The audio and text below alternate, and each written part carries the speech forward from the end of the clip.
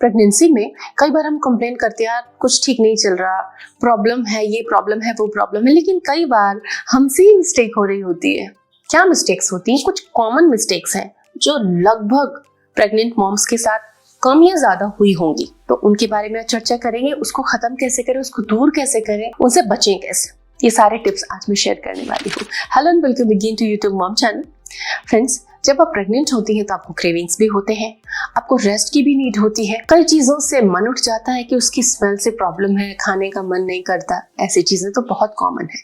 लेकिन अगर आपको कोई कहे कि प्रेगनेंसी में केवल यही चीज खानी चाहिए, केवल ऐसी डाइट फॉलो करनी चाहिए, तो ये टोटली गलत है। क्योंकि प्रेगनेंसी एक ऐसा फेज है जिसमें कि आपकी न्यूट्रिशनल नीड्स 40% बढ़ जाती है। उस 40% बढ़ी हुई नीड्स में कार्बोहाइड्रेट भी है, प्रोटीन भी है, फैट भी है, फ्रूट्स वेजिटेबल्स भी है, एंड फाइबर एंड वाटर भी है। ये सारी चीजें लेनी होती हैं। तो अगर आप संतुलित आहार नहीं खा रहे हो तो कहीं ना कहीं आप अपने बच्चे की सेहत से कॉम्प्रोमाइज कर रहे हो। अब जो चैलेंजेस हैं वो ये कि कई बार हमें कुछ अच्छा लगा, क्रेविंग हुई, सपोज मखाने हम खा रहे थे, क्रेविंग हुई, हमने अच्छे से पेट भर के खा लिया, अब खाने के टाइम हमें भूख ही नहीं लग रही है। तो इसका तरीका क्या है कि आपको लगता है कि कोई ऐसा स्नैक है, कोई ऐसा क्रेविंग फूड है जो खुद को पैम्पर करने के लिए हमें मन कर रहा है खाना है, तो उसकी सर्विंग साइज छोटी रखें, कम मात्रा में लें, सबके साथ शेयर करके खाएं। इससे क्या होगा कि ओवर ईटिंग आपकी नहीं होगी उस फूड की, और आपका जो टाइम टू टाइम मील लेना है वो डिस्टर्ब नहीं होगा। तो क्रेविंग फूड का सर्विंग साइज आपको हमेशा कंट्रोल करके रखना है, जिससे कि आपका मील बिल्कुल डिस्टर्ब नहीं होगा। कई बार क्या होता है कि आपको कुछ मीठा खाने का मन किया, सोचा कि ठीक है थोड़ा सा खा लेते हैं, एंड आपने मीठा खाया और आपके लंच से पहले आपने या तो दूध पी लिया या आपने आइसक्रीम खा लिया, कोई मिठाई खा ली, और लंच के टाइम आपको ठीक से भूख नहीं लग रही है। तो ऐसे में क्या होगा, पेट का जो डाइजेशन का पैटर्न है वो भी डिस्टर्ब होगा, न्यूट्रिशन भी लो जाएगा, एंड आपका मील पैटर्न भी डिस्टर्ब होगा।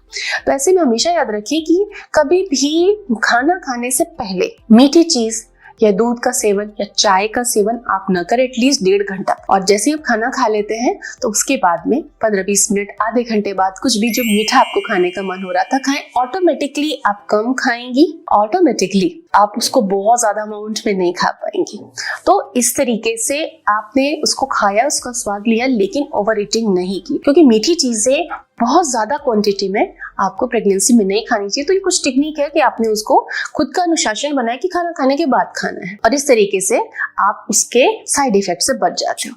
कभी कभार ऐसा हो कि आपको जंक फूड खाने का बहुत मन कर रहा है, तो जंक फूड खाने से पहले आप एक प्लेट सलाद खाएं। तो जब जंक फूड आप खाएंगे तो उसका जो फास्ट शुगर रिलीज है, जो फाइबर आपने खा रखा है, उसको मैनेज कर देगा और वो ठीक हो जाएगा, तो ब्लड शुगर में स्पाइक नहीं आएगा। प्रेगनेंसी में जो मील होता है उसमें रोटी चावल सब्जी ही पर्याप्त नहीं है, उसमें दाल, सब्जी, दही, सलाद और अनाज, यानी कि रोटी या राइस जो भी आप पसंद करें, वो सारी चीजें होनी चाहिए। अगर ये नहीं है तो इसे कंप्लीट करें, कम से कम दिन के टाइम लंच में आपकी थाली पूरी होनी चाहिए।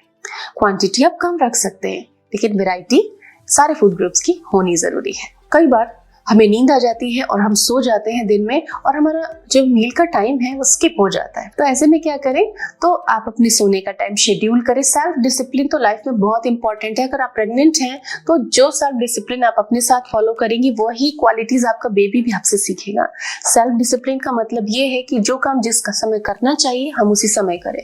रेस्ट का टाइम डिफाइन हो, रेस्ट जरूर करना है क्योंकि रिक्वायरमेंट होती है, लेकिन मील टाइम स्किप ना हो, इसका ध्यान रखें। तो आशा है कि इन छोटी छोटी बातों का पूरा ध्यान रखेंगी, अपनी सेहत का और अपने घर में पल रहे शिशु के सेहत का भी। Thanks for watching.